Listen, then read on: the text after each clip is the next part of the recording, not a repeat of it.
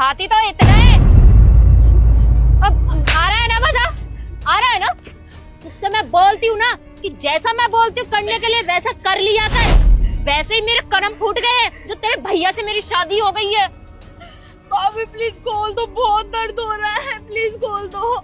अरे दर्द देने के लिए तो मैंने ये बांधा हुआ है ना कि जब जब तुझे दर्द होता है ना मेरे दिल को बहुत ठंडक मिलती है। बेबी थोड़ा सा इसको और मारो, ऐसे मजा नहीं आ रहा है, तब इसको समझ में आएगा। और मारो, उठक बैठक कराओ।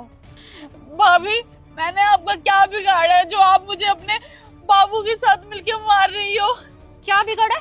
अरे तूने तो मेरा सब कुछ बिगाड़ के रखा हुआ है। तू जैसी ननद जिस घर में होगी ना वो घर कभी खुशहाल रह ही नहीं सकता है। अरे तेरी शादी की उम्र हो रही है, चली क्यों नहीं जाती अपने इस मुंह को लेकर? पता नहीं कितने रिश्ते आए और मजा ले किसी भी रिश्ते ने हाँ कर दियो। सारे रिश्ते वाले मना करके चले जाते हैं, जरूर तुझ में ही कोई खोट होगा। देखो आने तो मेरे भैया को, मैं अपने भैया को सब बताऊंगी आपके बारे में। देख रहे हैं कि आप मेरे साथ क्या क्या कर रहे हो। अच्छा तू सब कुछ बताएगी? हाँ तेरी जबान इतनी चलने लग गई है। मैं भी देखती हूँ तेरा वो भाई किसकी बात का भरोसा करता है। एक बात बता दूं, पहले वो तेरा भाई था लेकिन अब वो मेरा पति है। तो तुझसे ज्यादा ना मेरी बात का भरोसा करता है। जो मैं बोलूंगी ना वही वो बात सच मानेगा। मैं तो उससे बोल दूंगी कि तुम्हारी बहन ना बाहर चक्कर चला रखा है, उसने बाहर गुल खिला रही है और किसी दिन तुझे रास्ते से हटा कर ना मैं उसको ये भी बोल सकती हूँ कि वो तो अपने किसी आशिक के साथ में फरार हो गई है। और फिर भी अगर तुझे ज्यादा चुल मची है ना अपने भाई को बताने के लिए तो रुक, तुझे ना जो भी सबक सिखाया वो अभी कम था तेरे लिए, अभी तुझे और सबक सिखाना बाकी है। रुक तू। रानी भैया भैया इसे खोल दो, बहुत दर्द हो रहा है। देखो ना भाभी ने मेरे साथ क्या करा। अरे नहीं नहीं मैं ऐसा क्यों करूंगी इसके साथ में? और तू छोटी इतना झूठ क्यों बोल रही है अपने भैया को?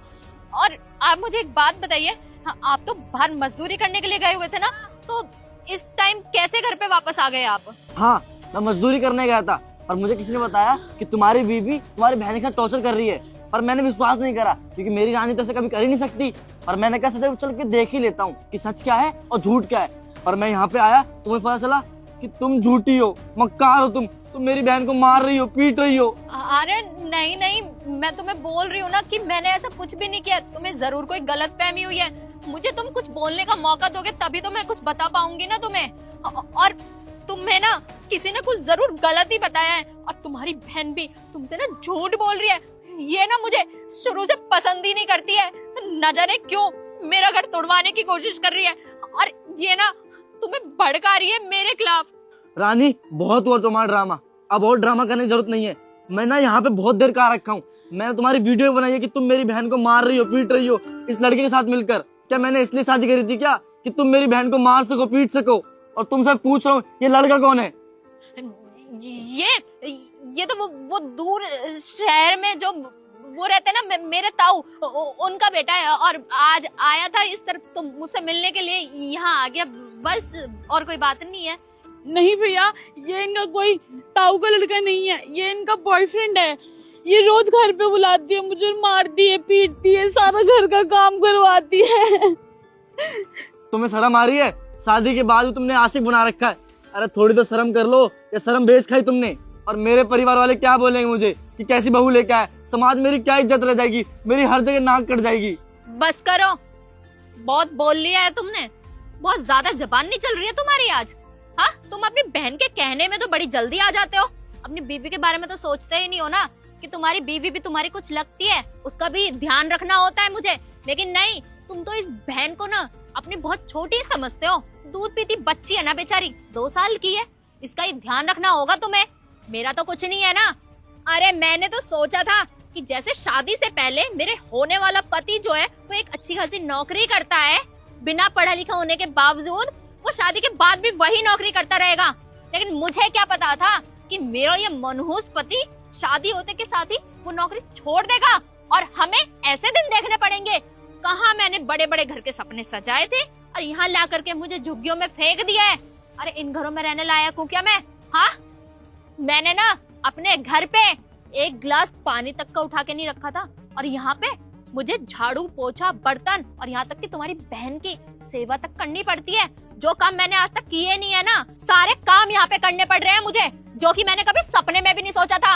और तुम कुछ कमाते हो? तुम क्या कमाते हो? पूरे दिन का वो 200-250 रुपए। अरे इसमें कोई गुजारे होते हैं क्या? तुम ही बताओ, तुमने कभी सोचा है कि इस घर का गुजारा कहाँ से चल रहा है? जो चीजें तुमने सोची भी नहीं होंगी ना, वो चीजें आती हैं इस घर में। और तुमने कभी सोचा कि कहाँ से आती हैं? कैसे हो रहा है ये सब? वो सब हो रहा है मेरे बाबू की वजह से। बताओ इसके बारे में, कौन है ये? बॉयफ्रेंड है मेरा, आशिक है। इसने इस घर का खर्चा उठाया हुआ है अब तक। अगर ये इस घर का खर्चा ना उठाए ना, अरे मुझे कभी तुमसे प्यार तो था ही नहीं, बस थोड़ी इज्जत थी।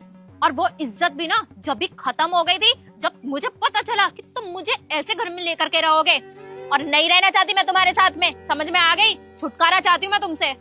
मैंने तुम्हें शादी से पहले बताया था ना कि मैं दिहाड़ी मजदूरी करता हूँ। मैंने जितना होगा मैंने तुम्हारे लिए किया, पर इसका मतलब ये नहीं कि तुम मेरे पीठ पीछे किसी गैर मर्द से चक्कर चलाओगे। मेरी जितनी भी तनख्वाह आती है मैं तेरे सारे हाथ में रखता हूँ। मुझे विश्वास था कि मेरी बीवी मेरा सब कुछ कर लेगी, पर मेरे को कभी उम्मीद नहीं थी कि तुम मेरे पीठ पीछे ये सब करोगी। तुम जैसे बोलने वाले ना सिर्फ बोलते ही रह जाते हो। जब भी तो तुम्हारे जैसे पतियों की बीवियों को कोई और ले जाता है, तो बस ऐसे समझ लो कि तुम्हारी बीवी को भी ना कोई और ले गया। समझ में आ गई तुम्हें? रहूंगी मैं अब इसी के साथ ही, इसी से ही शादी कर लूंगी मैं। शादी? अरे कौन करेगा तुझ जैसे औरत से शादी? मैं तो पहले से खुश हूँ। मैं तो जा रहा हूँ भैया। गया तेरा आशिक, यही था तेरा प्यार। अब कर ले उससे शादी जाकर।